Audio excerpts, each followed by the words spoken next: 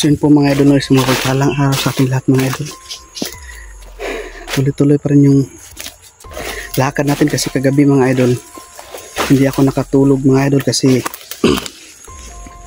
maraming kalaban na humahabol sa akin mga idol. Nakita nila ako at buti na lang nakatago ako agad mga idol, no. At kaninang umaga, kaninang mga alas 5, natanggap ko yung mensahe ni Bro Max sa akin na nang doon daw sila sa unahan sa papunta sa bahay dati ni Brad Dudong mga idol, no. At nandito na ako sa paanan ng bundok, papunta na ako doon sa kanila kasi sabi nila doon daw sila maghihintay sa akin. At sabi ko na sige bro, pupunta na ako dyan at kailangan natin na mag-ingat lang kay medalyon kasi nakuha na niya si Brad Dudong. So yun pala mga idol, no, sa mga sulit na sumuporta dyan, maraming salamat at sa palaging nagdarasal sa aming kaligtasan mga idol. Salamat talaga sa lahat at sa bagong nag-subscribe sa akin, no, maraming salamat mga idol. At inaasahan ko na hindi kayo magsasawang suportahan ako, mahalin. So mga idol, papunta tayo doon, dahan-dahan tayo papunta sa kanila kasi alam ko ngayong mga oras na to mga idol hinihintay na nila ako doon. Abanti tayo, magdahan-dahan na tayo mga idol kasi parang mapumasdan natin yung kapaligiran, baka may mga kalaban na namang hahabol sa atin.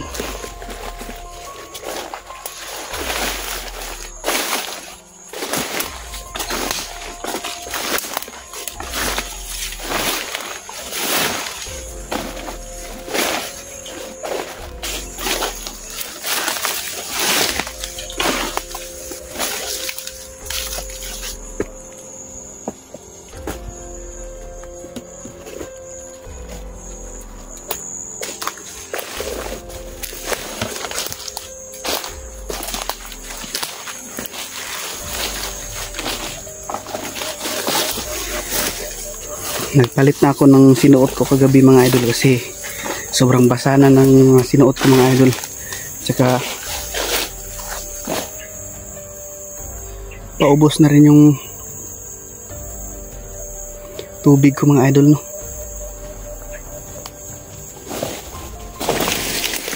Saan kaya sila banda dapat banda naghintay sa akin. Pero sabi nila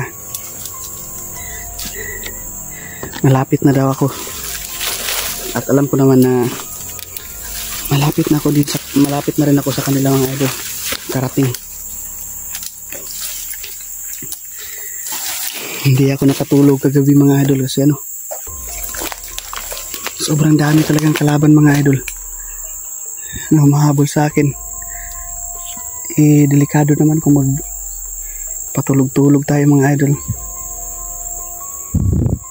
kasi bigla na lang nila tayo nga atakihin, no. Kailangan talaga natin maging handa, maging wais sa kanila.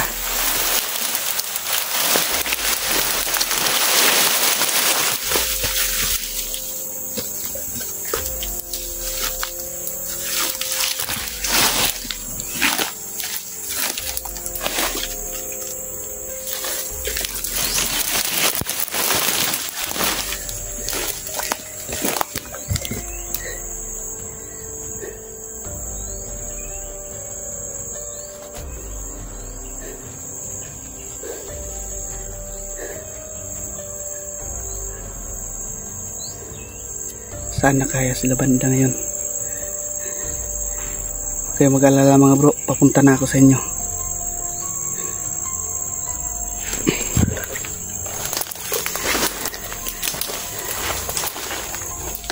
Kaninang umaga nakita ko agad yung mensahe ni Bro Max sa akin mga idol, na masabi pa niya doon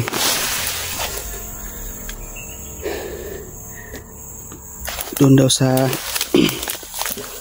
dating bahay ni Brad Dudong daw naganap yung pagkuha kay medalyon, no? Ay kang Brad Dudong ni medalyon.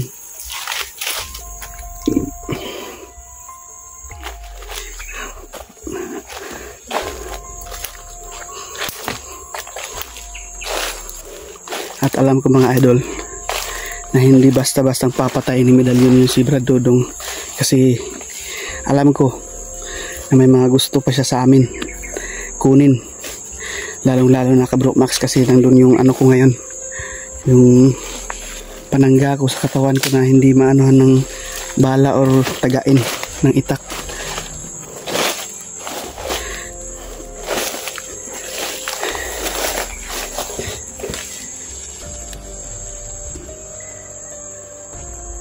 Sa lahat ng mga kapatid natin, mga hunters po dyan din, no?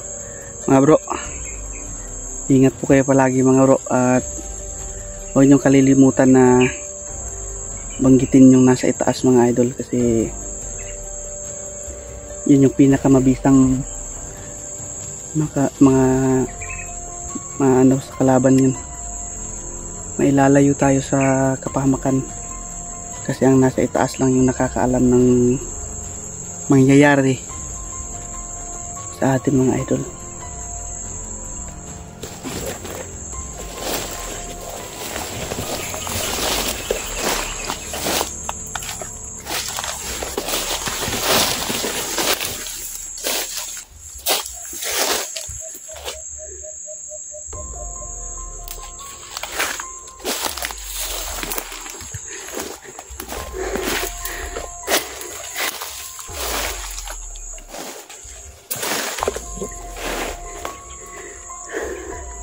Pupuntahan natin yung mga kapatid natin nag-aantay sa atin mga idol, kasi para mabuo na yung grupo namin para kunin namin si Brad Dudong sa kamay ni medalyon.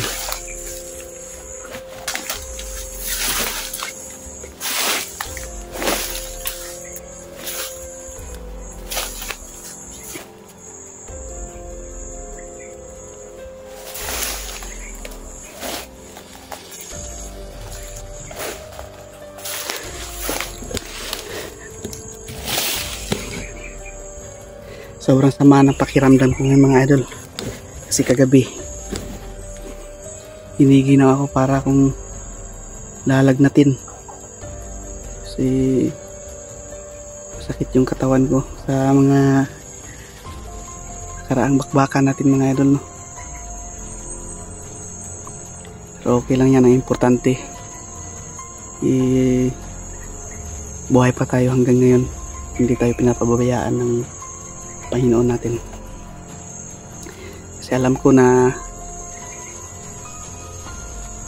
kung madali man nila tayo, mapatay man nila tayo, may kahulugan ang lahat ng pangyayari mga idol. At tiwala lang tayo sa Panginoon mga idol, na hindi niya tayo pababayaan kahit na anong mangyari.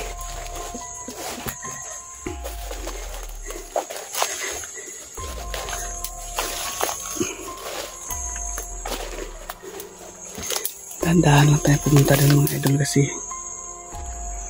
kailangan nating pagmasdan din yung mga paligid, kasi baka hindi lang sila Bro Max, sila Julio, sila Dudoy ang nag-aantay sa atin, baka mayroon din mga kalaban na humarang. Kaya kailangan natin maging alerto.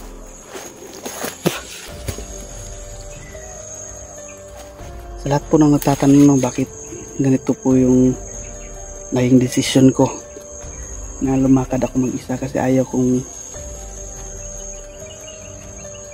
maabala pa yung mga kapatid ko mga hunters, no? Ayaw ko pang madamay sila sa kagustuhan ko na ano,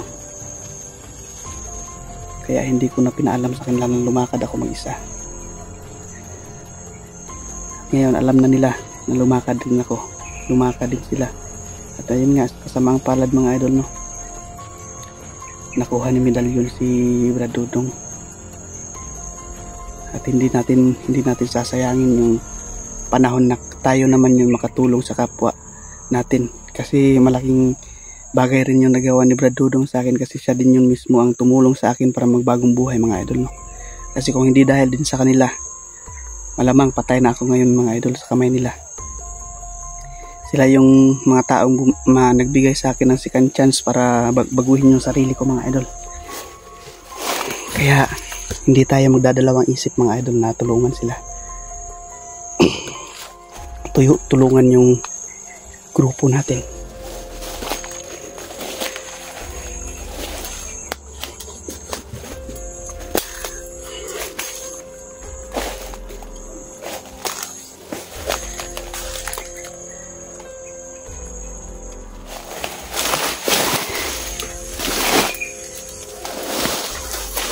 Kahit mahirap mga idol, patuloy lang tayo mga idol.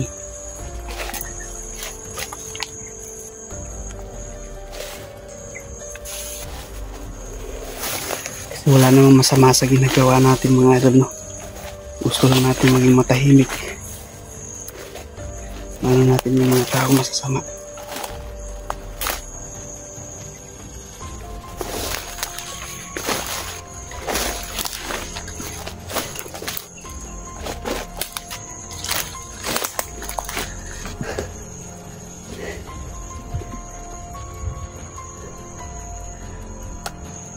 Parang uulan na naman mga idol.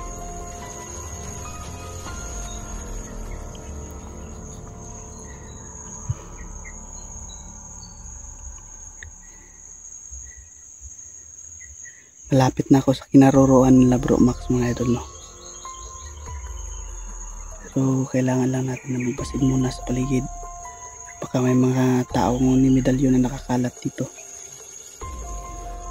Kasi alam ko nagrabe din yung mga bakbakang nangyari dito mga idol sa pamamagitan nila Bro Max at saka nila Brad Dudong at ni Medalyon. Kasi kahit hindi ko pa nakikita si Medalyon, alam ko na mautak malakas din yung mga idol. Hindi basta-basta yung kapangyarihan niya. Kaya kailangan natin mag-ingat palagi mga idol.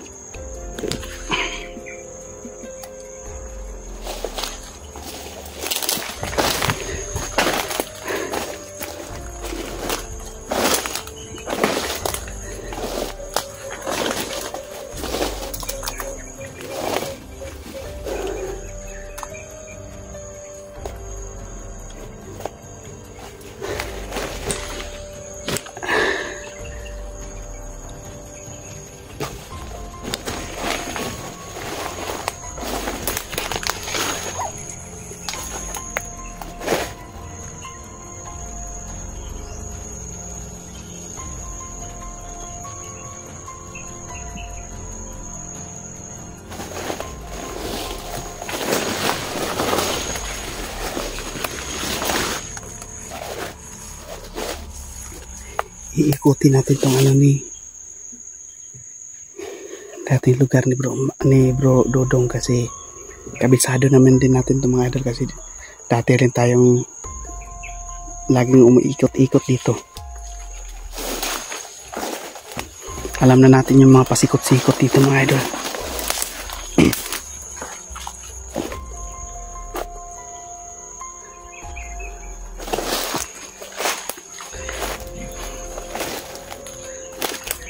Hindi tayo pwedeng magsayang ng oras para puntahan yung mga kapatid natin mga idol. Kasi tinulungan nila ako, tutulungan ko rin sila mga idol.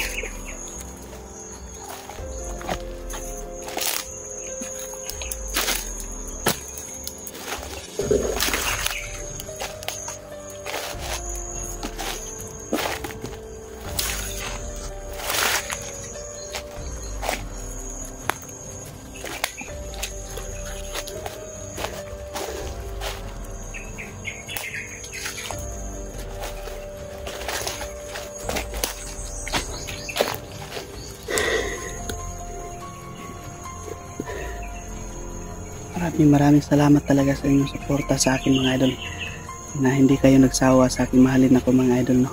Maraming salamat po talaga sa inyong lahat. Salute ako sa inyo lahat mga idol. lalong lalo na sa nagdarasal ko lagi sa kaligtasan ko mga idol, no? At maraming salamat talaga sa mga ginagawa nyo. Kahit napakasimpleng bagay lang po niyan, panonood ng video, pagdarasal, malaking bagay na rin yan sa amin mga idol, no? At lalong lalo na sa kaligtasan namin mga idol.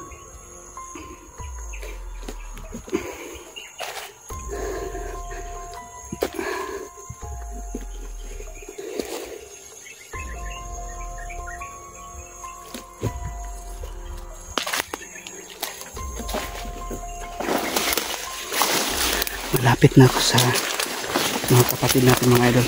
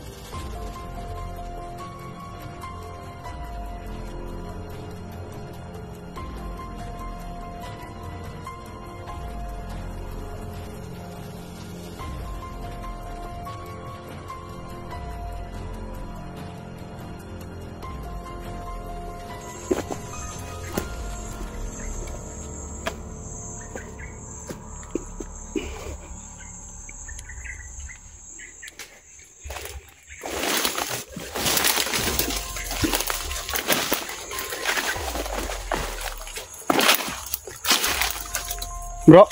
Uy. Nandito na sila mga idol. Ito na yung mga kapatid. Ito na yung mga kapatid natin. Nakita na kami mga idol.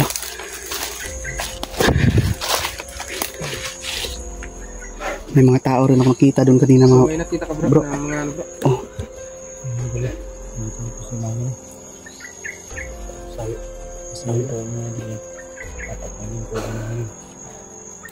Naging kumpleto na yung grupo natin.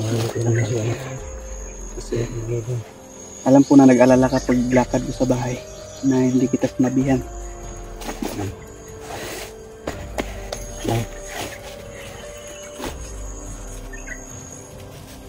Problema natin kasi oo nga. Yan yung pag-iisipan natin kung paano natin makuha si Brad Dudong sa kamay ni Medellin. Yung plano yung gagawin natin ngayon. Kaya makita natin si Brad Dudong. Ipagkita natin yung phone niya.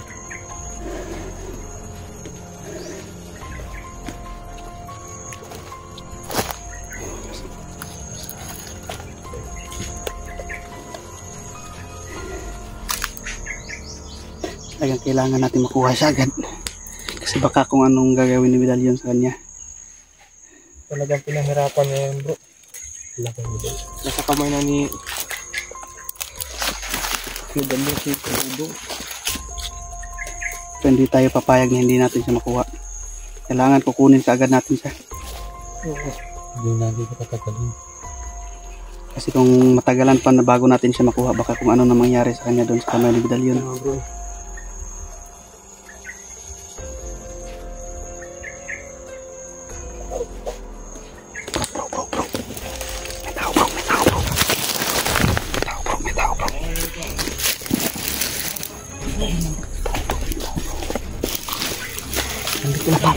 Dapat.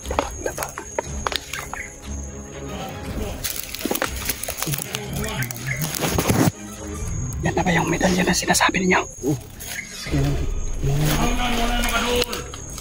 Malakas na yun.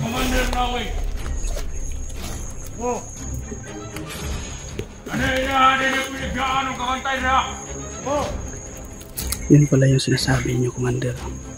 Medallion. Yan yun bro. Kapitan.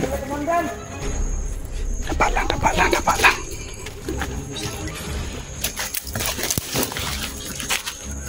napakalakas ng aura niya mga idol. Kaya naman pala na